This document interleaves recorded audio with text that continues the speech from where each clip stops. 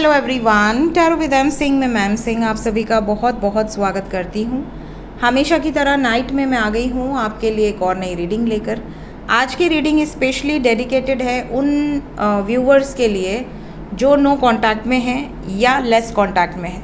अगर आपकी बिल्कुल बात नहीं हो रही या बिल्कुल ऐसी बात हो रही है जैसे किसी स्ट्रेंजर से होती हो, बहुत थोड़ी बहुत बातचीत, हालचाल या एक फॉर्मेलिटी वाली बातचीत हो रही है, तो देखते हैं कि आपके पर्सन की एनर्जी क्या है, सबकॉन्शियस माइंड में क्या चल रहा है, आपके लिए क्या फीलिंग्स रखते हैं और आगे क्या सोच रहे हैं। क्या आपसे बातचीत होगी, अच्छे से होगी, नो कांटेक्ट है तो कांटेक्ट में आएंगे, क्या साथ में फ्यूचर है या नहीं। तो रीडिंग को पूरा देखिएगा क्योंकि स्टेप बाय स्टेप हम एनर्जी चेक करेंगे। शुरू करते हैं आज की रीडिंग लेके प्रभु का नाम। हर हर महादेव, जय हो शिव शक्ति, जय हो राधे कृष्णा, जय हो मेरे भाई। जब तक मैं शफल कर रही हूँ अपने पर्सन के बारे में सोचिए, एंजल से प्रे कीजिए कि ज़्यादा से ज़्यादा मैसेजेस आप तक पहुँचाएं। प्लीज़ हमें बताएं एंजल्स, करंट एनर्जी क्या है इस वक्त आपके पर्सन की। जो भी व्यूवर्स ये रीडिंग देख रहे हैं उनके पर्सन की करंट एनर्जी क्या है, क्या चल रहा है।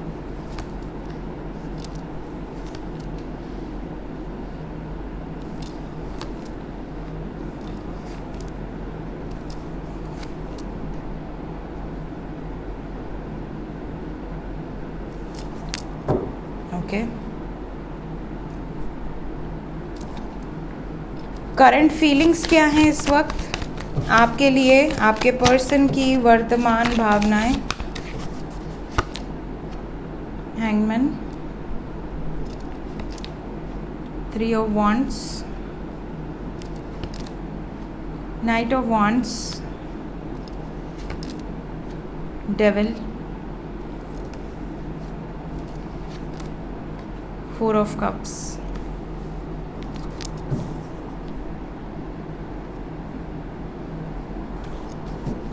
मैसेज क्या है आपके लिए इस टाइम पीरियड में, क्या मैसेज देना चाहते हैं या देना चाहती हैं। Running, second chance, silence, escaping, open heart. ठीक है, सबसे पहली चीज़ करंट एनर्जी में जो वाइब्स है इनकी कॉन्फ्लिक्टेड एनर्जी है। अगर नो कांटेक्ट में है या कम बातचीत हो रही है तो कोई ना कोई आप लोगों का रीसेंट पास्ट में झगड़ा हुआ है या कोई ऐसी बहस हुई है या कोई ऐसी तू मैं हुई है जिसके बाद से ये दूरी बना कर रखे हुए हैं, डिस्टेंस बना हुआ है। या तो इन्होंने आपको ब्लॉक किया है या आपने इनको ब्लॉक किया है। हो सकता है ब्लॉक ना भी हो, लेकिन फिर भी आप दोनों में जो पास्ट में झगड़ा हुआ है उस बात को अभी तक भूले नहीं है आपके पर्सन। सबकॉन्शियस में वो चीज़ है, कहीं ना कहीं एक कड़वाहट है। जो रिलेशनशिप में कई बार ऐसा होता है कि आप कुछ ऐसी बातें बोल जाते हैं, भले आपका फिर पैचअप हो जाए क्योंकि आप दोनों एक दूसरे के बगैर नहीं रह सकते, लेकिन वो जो कड़वी बात है ना, वो कहीं ना कहीं दिल में दबी रहती है। तो आपके पर्सन अगर झगड़ा किए थे आपसे या आपको गुस्सा दिलाए थे या आपने इनको झगड़ा किया था या आपने गुस्सा दिलाया था, आपके पार्टनर की एनर्जी ऐसी है कि यार अपनी तरफ से एक जेस्चर दिया जाए, अपनी तरफ से अप्रिशिएशन सामने वाले को दिया जाए, थोड़ा सा तारीफ़ की जाए, थोड़ा उनका गुस्सा शांत कराया जाए, थोड़ा सा उनको ये बताया जाए कि आखिर मैं कहाँ परेशान था, क्यों बात नहीं कर पा रहा था या नहीं कर पा रही थी। और करंट एनर्जी में ये भी आपसे बात करने के लिए क्रेव कर रहे हैं। इनका भी जो मन है वो आपके बिना नहीं लग रहा, ये भी आपसे बात करना चाहते हैं या बात करना चाहती हैं किसी न किसी वजह से। मतलब हो सकता है कि वजह हो करियर, हो सकता है वजह हो कोई बात, कुछ ऑफिशियल बात हो, मतलब कोई ऐसा वजह ढूंढ रहे हैं जिसके वजह से आपसे बात कर पाएँ। या फिर कोई फेस्टिवल हो जाता है तो होता है कि भी विश कर दो, या बर्थडे है विश कर दिया। तो ये ना कोई एक्सक्यूज़ ढूंढ रहे हैं ताकि ये आपसे कम्युनिकेट कर सकें। अगर हम बात करें करंट फीलिंग्स की, तो करंट फीलिंग्स में जो एनर्जी आई है वो बहुत डिसअपॉइंटिंग है। मतलब आपको ऐसा लग रहा होगा कि आप इतना प्यार करते हैं इनसे, आप इनके लिए इतना क्रेव करते हैं, इतना इनको याद करते हैं, मिस करते हैं। क्या ये आपको याद करते हैं, मिस करते हैं? The answer is yes. ये बहुत ज़्यादा ऑब्सेस्ड हैं, बहुत ज़्यादा आपके बारे में सोचते हैं, बहुत ज़्यादा फीलिंग्स रखते हैं, 24/7 आपके बारे में सोचते हैं। हालांकि ये जहाँ भी बिज़ी हों, इनके सबकॉन्शियस में आप हमेशा मौजूद रहते हो। लेकिन ये बात ना कर पाने का एकमात्र रीज़न है डिसअपॉइंटमेंट। इनको ऐसा लगता है कि अगर मैं बात करता रहा या बात करती रही, मैं और क्लोज़ हो गया या वो और क्लोज़ हो गई, और फिर प्रपोज़ल नहीं दे पाए या एक्सेप्ट ना कर पाए, पेरेंट्स ना माने, सिचुएशन फेवरेबल ना हो, तो फिर सामने वाले को बहुत ज़्यादा तकलीफ़ होगी। सामने वाले को ऐसा लगेगा कि अगर तुम मुझसे शादी नहीं कर सकते थे या नहीं कर सकती थी तो तुम मुझसे इतना अटैच क्यों हुए, पहले ही क्यों नहीं मना कर दिया। क्योंकि देखिए, इंसान कहीं ना कहीं आज के टाइम में अकेला है, और अगर आप किसी से बात करते हो, आपको उसकी आदत लग जाती है, फिर आपको ऐसा लगता है कि वो प्रेम है, फिर आप उस प्रेम के लिए बिल्कुल एडिक्टेड हो जाते हो कि आपको 24 घंटे उस व्यक्ति के अलावा कोई दिखता ही नहीं या दिखती ही नहीं। और फिर वो व्यक्ति आपसे क्लोज़ होता जाए और उसके बाद एक दिन सडनली कह दे कि यार देखो, मैं तो शादी नहीं कर सकता या नहीं कर सकती क्योंकि मेरी फैमिली नहीं मानेगी। तो वो तो भाई पहले से प्रिपेयर रहा होगा या रही होगी कि भाई मेरी फैमिली नहीं मानेगी, मुझे पता है।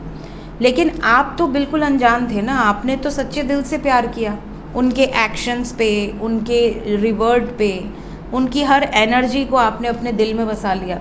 तो इनको इसी बात का डर है कि मैं एक राक्षस बन के आ रहा हूँ उस पार्टनर के सामने जिससे कभी मैंने बहुत प्रेम किया था, जिससे मेरे पार्टनर ने बहुत प्रेम किया, और मैं उस व्यक्ति से इसलिए दूरी बना रहा हूँ या बना रही हूँ क्योंकि मैं उस लायक हूँ नहीं, या मैं उसको वो खुशी नहीं दे सकती या नहीं दे सकता। कहीं ना कहीं मेरे अंदर ही कमी है, मैं ही एक्सेप्ट नहीं कर पा रहा हूँ या नहीं कर पा रही हूँ। तो ये इनकी फीलिंग्स हैं, एक्यूरेट फीलिंग्स हैं। अगर हम बात करें मैसेज की, तो पहला मैसेज है इनका कि अगर ये हमेशा आपको छोड़कर चले जाते हैं, आपके पास आते हैं क्योंकि आपसे दूर नहीं रह पाते, और फिर ये आपके करीब भी नहीं रह पाते क्योंकि इन्हें लगता है कि एक ज़िम्मेदारी है, और ये ज़िम्मेदारी उठाने के लिए शायद अभी मैं उतना लायक नहीं बना हूँ या नहीं बनी हूँ, या शायद I am not ready for that responsibility. तो ये भागते हैं, फिर आपसे थोड़ी एनर्जी ले लेंगे, आपसे बातचीत कर लेंगे, इनको पता चल जाएगा, अंदाज़ा लग जाएगा कि हाँ आप इनका वेट कर रहे हो और आप आगे भी अभी 1-2 साल वेट कर सकते हो, मैनेजेबल है सिचुएशन, तो भाग जाएंगे। जब इनको लगेगा कि अब मैनेजेबल नहीं है, अब शायद मैं खो दूंगा या खो दूंगी, अगर ये ट्रू लव करते होंगे तो ये सेकंड चांस मांगेंगे। इनको ऐसा लगेगा नहीं यार, मैं खो नहीं सकता, मुझे किसी भी हाल में इसके बगैर मेरा जीवन अधूरा है, मैं तो रह ही नहीं सकती या रह ही नहीं सकता इसके बगैर। तो फिर ऐसी सिचुएशन में they will ask for second chance. कुछ लोगों के पार्टनर बहुत ज़्यादा साइलेंट हैं, आपको समझ नहीं आ रहा कि यार क्यों नहीं बात कर रहे, हो सकता है कांटेक्ट में होके भी बात ना कर रहे हों। तो बिल्कुल फ्रोज़न वाली एनर्जी है, नो वर्ड्स, स्टोन वॉल। जैसे कई बार होता है ना कि इंसान से कोई बहुत बड़ी गलती हो जाती है तो इंसान बिल्कुल साइलेंट हो जाता है, क्योंकि वो आपको खोना भी नहीं चाहते और उनको पता है कि इस गलती पर ऑप्शन दूसरा है नहीं, आप इनको छोड़ ही दोगे। तो फिर ऐसी सिचुएशन में सामने वाला बिल्कुल शॉक में हो जाता है कि यार मुझसे गलती तो हो गई, लेकिन ऐसी गलती जिसकी मतलब माफ़ी ही नहीं है ना, जिसमें मनाने का पॉसिबिलिटी ही नहीं है। तो बिल्कुल साइलेंट सुन सकते हो सकता है आप 100 बात सुनाएं और ये चुपचाप सुन लें।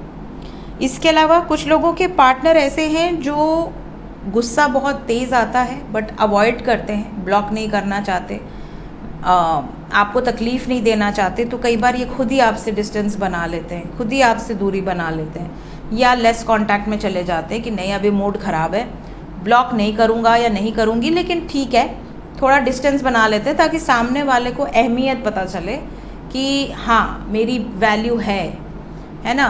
जाने के बाद पता चलता है लोगों को कि क्या अहमियत थी, तो इसलिए कई बार ये डिस्टेंस बना लेते हैं, जिसको आप ऑन एंड ऑफ कहते हो। और लास्ट मैसेज है कि ये जानते हैं कि आप बहुत इमोशनल व्यक्तित्व के हो, ये जानते हैं कि आप बहुत रिसेप्टिव हो, आप इनकी एनर्जी रिसीव कर लेते हो, आप खुले दिल से इनको एक्सेप्ट करते हो, इनकी बातों को आप सच्चा मानते हो, आप कभी शक नहीं करते हो, आप हमेशा इनके साथ बहुत ही केयर फ्री होकर रहते हो। तो इनकी एनर्जी ऐसी है जैसे इस बारे में आपसे बात करना चाहते हैं कि आपके साथ ये बहुत कंपैटिबल फील करते हैं, इन्हें आपके साथ रहना, इन्हें आपसे बातें करना बहुत अच्छा लगता है। खुले दिल के हैं आप, आपके अंदर चोर नहीं है मन में, ये नहीं कि मन में कुछ और है, दिल में कुछ और है और ज़ुबान से कुछ और निकल रहा है। तो बहुत सारी ऐसी तारीफ़ें हैं जो आने वाले समय में आपके साथ हो सकती हैं, आपके लिए, आपके पर्सन की तरफ से। लेट्स चेक कि कब तक बातचीत हो जाएगी अगर नो कांटेक्ट में है तो, या लेस कांटेक्ट में है तो। मैक्सिमम एंड मिनिमम कितना टाइम लग सकता है। Any minor arcana, you have to keep patience. तीनों मेजर अरकाना हैं। ओके,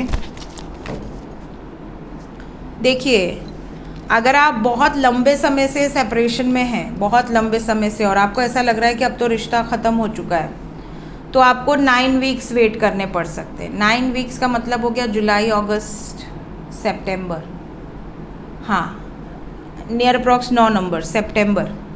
ये रीडिंग मैं जुलाई में कर रही हूँ, तब मैं सितंबर बोल रही हूँ। 9 वीक्स पकड़ के चलिएगा, जब भी आपके सामने ये रीडिंग आएगी, टाइमलेस रीडिंग है। And minimum 9 days.